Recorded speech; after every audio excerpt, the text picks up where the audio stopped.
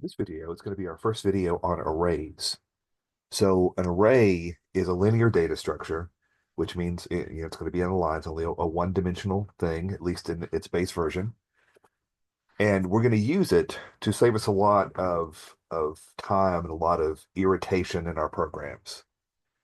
So they're similar to lists in Python with some differences. The differences mainly are that in Python, lists are of unlimited size. You can make them as big as you want at any time. You can expand them. The other big difference is a list in Python can hold items of different types. You can have strings and doubles and floats and ints and everything all together. Okay. So the arrays in C++ are more limited in that you have to declare them to be of a certain size. So you have to know how big they're going to be before you start. Also, all of the items in your array have to be of the same type. So you have to initialize it to a type. Okay.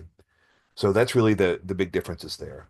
We're going to use them because we've already seen programs where if we have, let's say we're tracking the temperatures on something, we would have to have like a temp one variable, like we're going to do 10 temperatures. Okay, I'll have an int for temp one, one for temp two, and temp three, and so forth. Okay.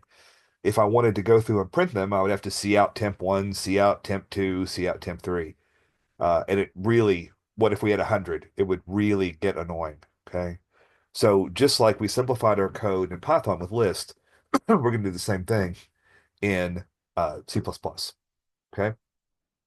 So with an array, we're going to be able to loop through it with a for loop. We're going to be able to print it out easily, make modifications, check for it, all kinds of things.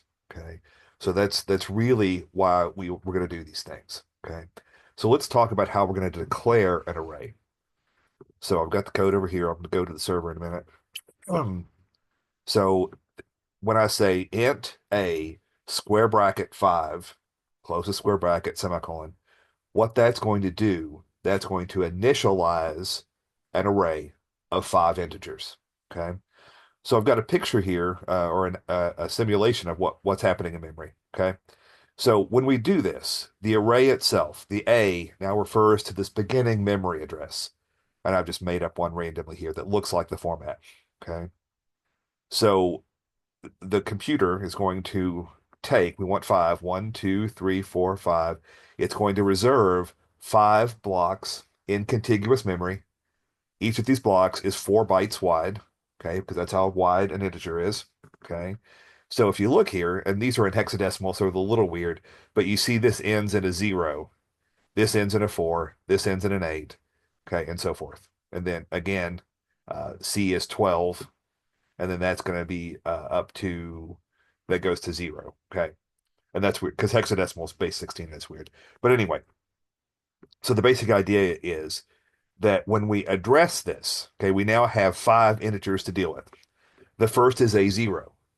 Even though it's the first element of the array, we start with 0 because we're adding nothing to this base address. Okay. For this one would be A1. Okay. And it's saying go to this base address and add 1 block of the size that the array is. So add 4 to that. Okay. Then, of course, this would be A2, this would be A3, and this would be A4. Okay. So that's the basics of declaring the arrays and what it looks like in memory. Okay. So let's take a look at some code examples here of how we could do this. Okay. So again, what we just did, we do an int A. And again, you have to put the size in. Okay, once I've done that, I can set a sub 0 is equal to 4. And I can do it in whatever order I want. A4 is equal to 8, let's say. Okay. So now let's go through how we would print them out. Pretty straightforward. I'm going to do a 4 int I equals. Now, one thing we're going to have to worry about here, we don't know, there's no way to know what size it is unless we track it. Okay, we have to keep track of that. Okay.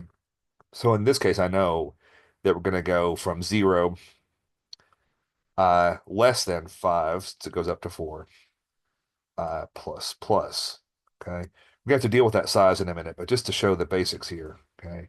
And then each time through, I can just see out A sub I. Okay. And this will show us that the first element should be a 4, the last one should be 8. The others should default to 0. Again, if you have to rely on that, you probably want to set them to 0, which is easy enough to do. But if we don't care, then we can just add it later. Okay. And you see correctly that the first one is 4, all the others are 0, and the last one's 8. Okay. So that's a lot more straightforward than if we had to keep 5 variables. Okay. And we can make this number as large as our memory is. Okay. So not really an issue with that. Okay. So once we've initialized our array, we can also, when we're declaring it, add values to it. Okay. So I could do something like, instead of putting the size, I could put the size, but I don't have to in this case. I can do equals, and then in curly brackets, say 1, 2, 3, 4, 5. Okay. Then I can get rid of these for now. I can run this, compile it, run it. You see that is initialized that as 5. Okay. So again, this is not needed. It can be implied, and it still works just fine. Okay.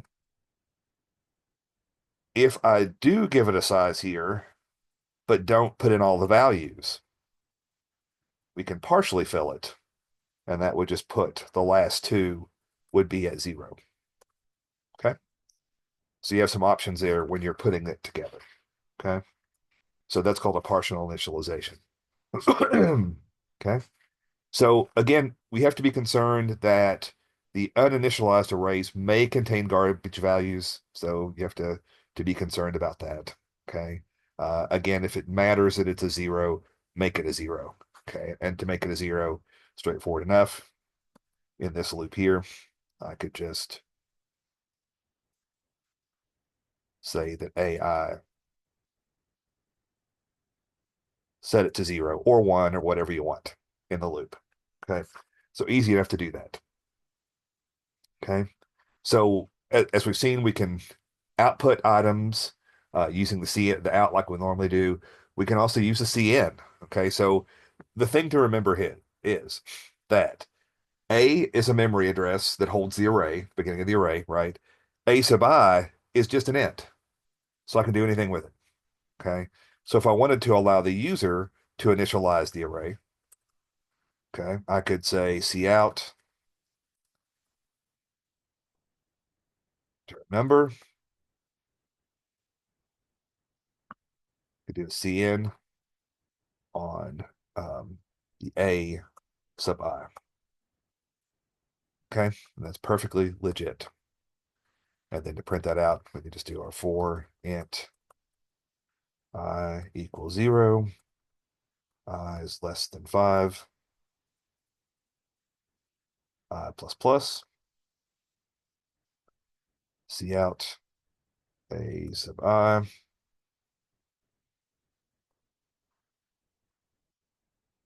New line character. Okay, so now when I do this, I can do whatever you want. And there we go. Those have entered those values. Okay. So again, the A is a memory address, but the A sub I, so A sub 0, is just an int. So you can use it wherever you would use an int. Use it exactly like you would use an int. Okay.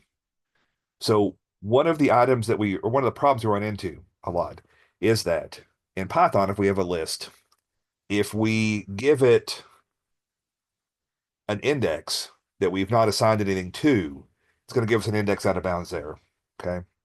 Well, we don't get that with C++. Okay. So if I would make this less than or equal to 5, okay, it's going to go beyond what we've done. Okay. Doesn't give an error. Okay. So, which is weird. It means my program has overwritten whatever the next memory is. Is that important? Who knows? But on the other end, if we make it on the printout, this is why we have to keep track of the size ourselves. Okay. What if I put a 7 there? Again, it's not going to give me an error unless it runs into something weird. It just gives us randomly.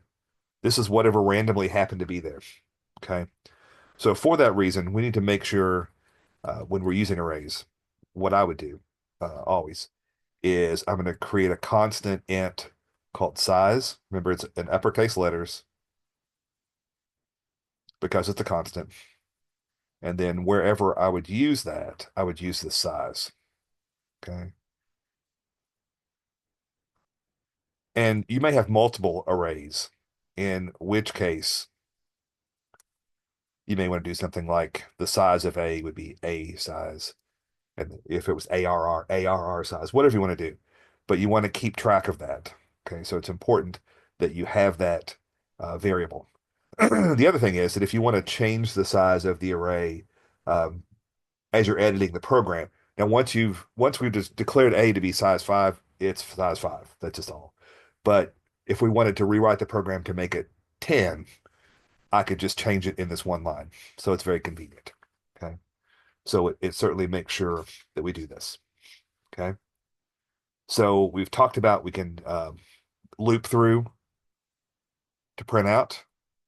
We'll do this all the time with arrays. Okay. We also can go through and modify. Here we're entering. If I wanted to double everything, okay, instead of, well, still I'll keep the printout. Let me copy this one.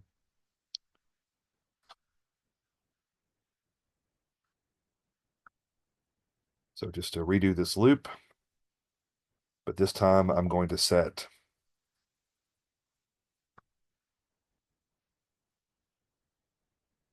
AI to be equal to 2 times AI. We can modify it in that way.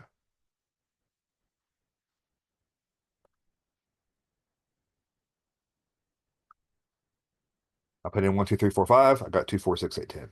Okay. So you have a lot of power in dealing with arrays for sure. Okay. Um, Another term that we're going to use a lot, and so this is the first data structure we've really talked about. Strings are data structures or can be used as data structures, and we're going to talk more about strings in the next chapter.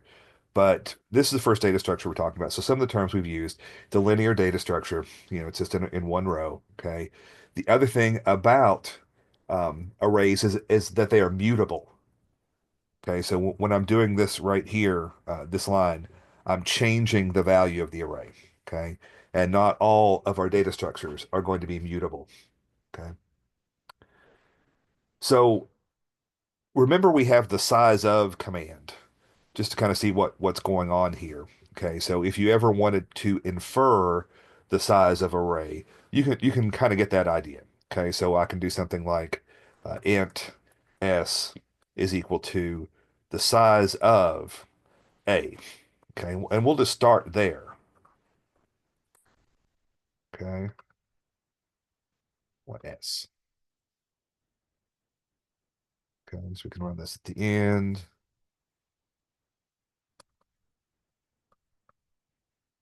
Okay, and we see here, I didn't get to that. That's interesting. Wonder why. Maybe I just didn't see it. So let me get rid of this print statement entirely. Okay, the size of A. Is A my array? A is my array. Okay, let me try this now.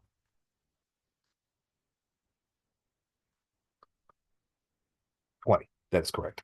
Okay.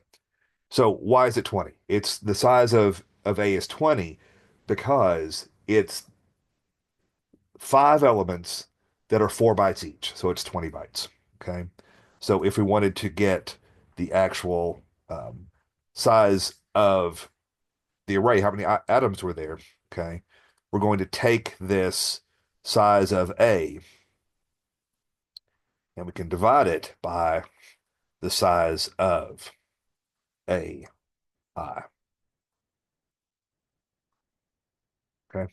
Size of AI as an integer should be a 4. So this should be 20 divided by 4, and this should give us a 5. Doesn't line. Oh, I can't say AI.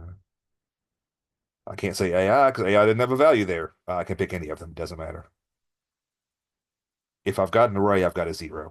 So I can do that. Okay. That should give us 5, which is the size. Okay. You don't want to rely on that um, just because it's not always available that you can do that. Okay. But if you're in a pinch, you can figure that out. Okay. Um, so the last thing we're going to talk about here before we do a quick summary is that we can also go backwards through the array if we ever needed to. Okay. Which is sometimes a useful thing. Okay. So let's iterate backwards. So let's think how we would do that. Okay. I can keep all that. Don't care about that. Don't care about that. Okay.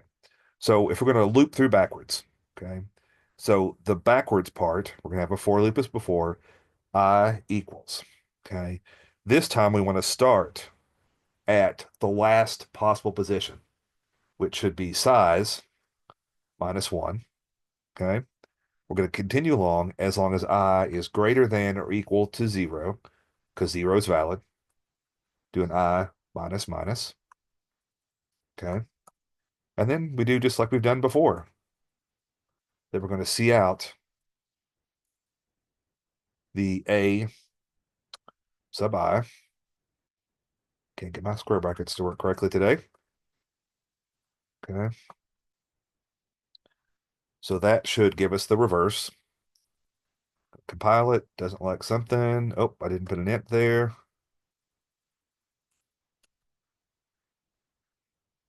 Let's try it. Okay. So I've got 1, 2, 3, 4, 5. It's going to print down to 5, 4, 3, 2, 1. Okay. So that's the basics of arrays. Okay. So we've covered a fair bit here, but arrays again are a linear data structure that store multiple elements of the same size. You have to determine in advance how big it's going to be. Okay, so the size can't change. Mutable means the individual elements can change, but the size can't change. Okay, it's going to store values all of the same type. We're going to use for loops primarily for efficient processing to show the real advantage of why it's important we have arrays. Okay, we have to worry about out of bounds errors. So we're going to have to track the size with a size variable. We're going to eventually get to where we're sending arrays to functions, and we're going to have to send that size along with it. Okay. So the next steps where we're headed, we're going to talk about multi-dimensional arrays in the next video, where we can have more than one dimension. We can have a 2 by 2 or a 4 by 4, whatever we're doing, more like a matrix. Okay. And then we'll talk eventually about using arrays with functions and some other things we can do with arrays. Okay. But that is it for now. Okay. So again, more videos to come. And as always, if you have questions, make sure that you let me know.